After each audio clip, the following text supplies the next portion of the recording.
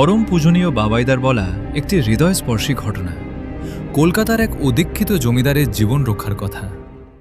নমস্কার, জয়গুরু। আজ আমি আপনাদের সামনে শোনাতে চলেছি পরম পূজনীয় বাবাইদার মুখে বর্ণিত একটি গভীর তাৎপর্যপূর্ণ এবং হৃদয়স্পর্শী ঘটনা।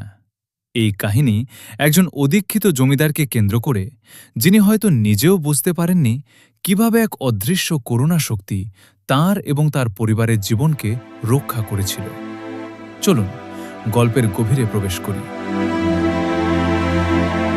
কলকাতার এক সুপরিচিত এবং ধনী জমিদার ছিলেন।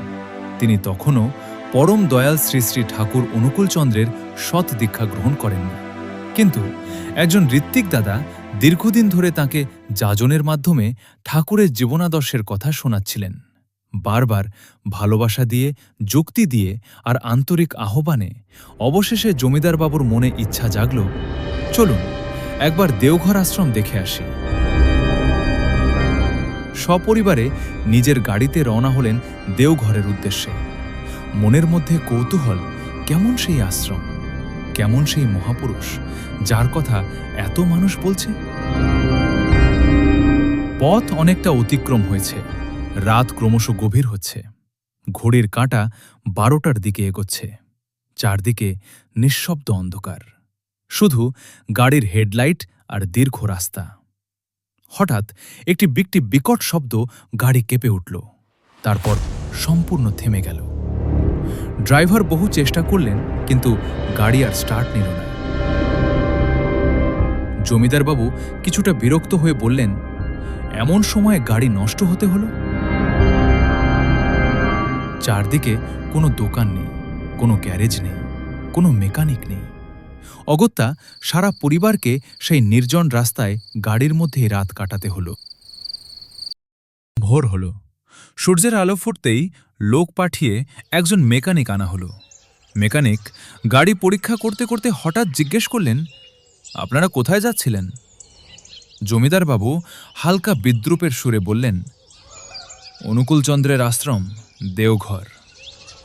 মেকানিক কিছুক্ষণ চুপ করে রইলেন, তারপর গভীরভাবে বললেন, তাহলে আপনারা বেঁচে গেছেন?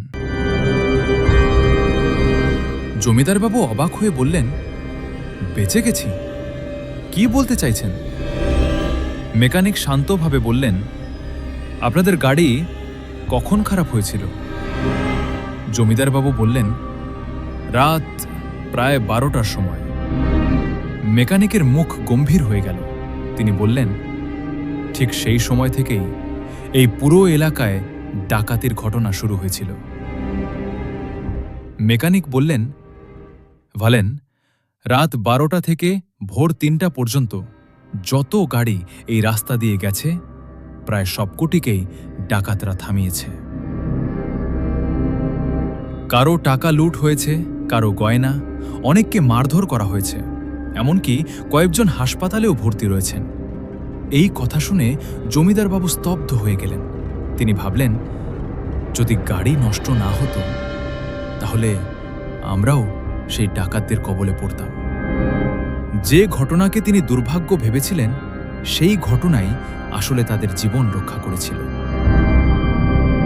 দেওঘরে পৌঁছে জমিদারবাবুর মন আর আগের মতো রইল না। তিনি অনুভব করলেন, মানুষের পরিকল্পনার ঊর্ধ্বেও কখনো কখনো এক অদৃশ্য করুণা মানুষকে রক্ষা করে। পরম দয়ালের আশ্রমে এসে তার হৃদয় নরম হয়ে গেল, শ্রদ্ধা জন্ম নিল, ভক্তি জন্ম নিল। পরম পূজনীয় বাবাইদা এই ঘটনা বলতে গিয়ে একটি গভীর শিক্ষা দিয়েছেন।